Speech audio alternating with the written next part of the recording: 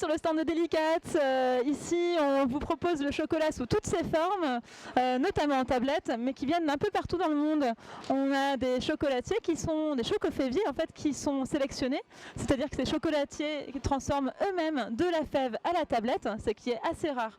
Et donc on va sélectionner ces chocoféviers-là en fonction de critères de sélection très spécifiques qui sont la protection de l'environnement, le respect de l'environnement, le respect de l'humain, la texture, les arômes et un joli emballage. Parce que quand on sait qu'on a un bon chocolat à l'intérieur, on aime que ça se voit aussi à l'extérieur.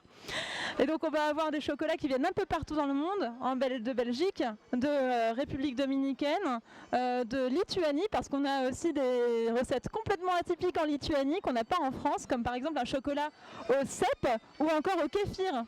Donc je vous invite à venir nous voir sur delicates.com et aussi dans notre boutique à Brest qui s'appelle Choco, la cave à chocolat. Bonjour à tous, bienvenue sur le stand de Sonnerion. Donc c'est l'association qui gère les bagadous et les concours de sonneurs à travers tout le territoire de la Bretagne. Nous représentons aussi un nouveau partenariat avec Armor Luxe et nous présentons du coup tous nos petits articles, mais c'est aussi un point d'information pour toutes les personnes qui sont intéressées. Je me présente, Loïc Lusson, je suis un ancien marin-pêcheur qui s'est reconverti à la poésie depuis 25-30 ans. Et je suis l'auteur de cet ouvrage, Bugalette-Braise, un non-lieu sous la mer, qui est paru aux éditions des Passavants, une édition quimpéroise. Fin d'année 18, début 19.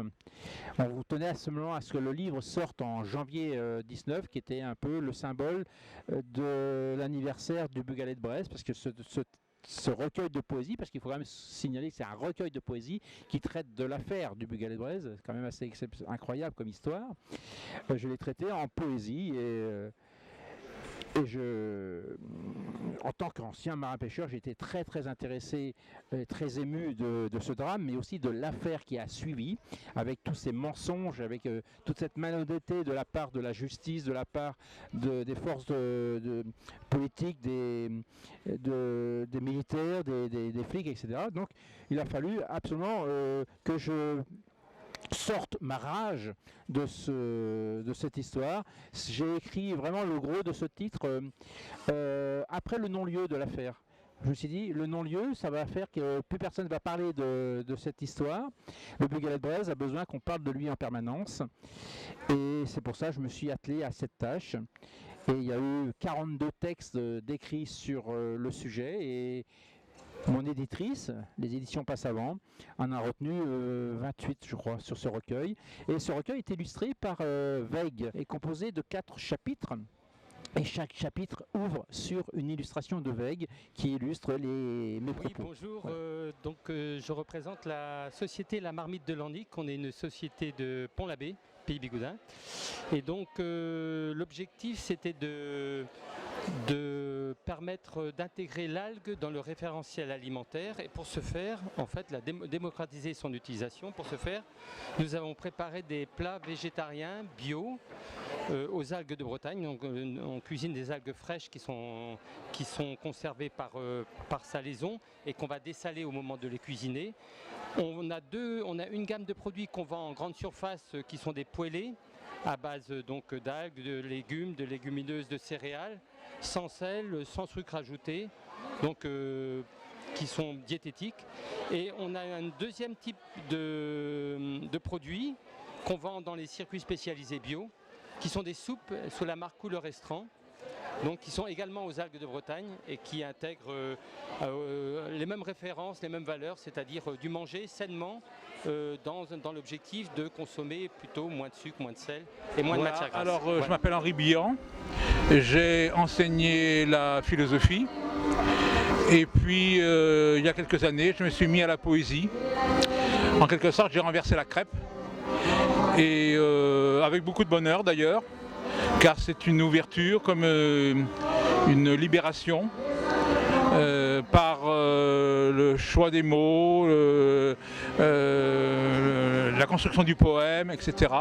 Et cela arrive à un résultat qui m'est propre, mais que je peux transmettre bien sûr par l'édition.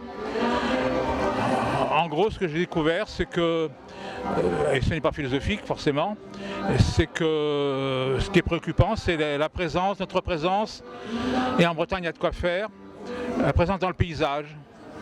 Je me promène très souvent devant l'océan, je ne suis pas marin du tout, mais l'océan, voir l'océan, longer l'océan, pour moi ça compte. Et c'est une présence qui m'interroge sur le fait d'être. Corentin Le Lougre de l'Audet. C'est une association qui a pour but de promouvoir le patrimoine maritime de la ville de Quimper à travers son bateau Corentin, qui a été bâti entre 1990 et 1992 sur les quais de Quimper, sur les allées de Locmaria. Quimper, ils ont choisi de faire un lougre.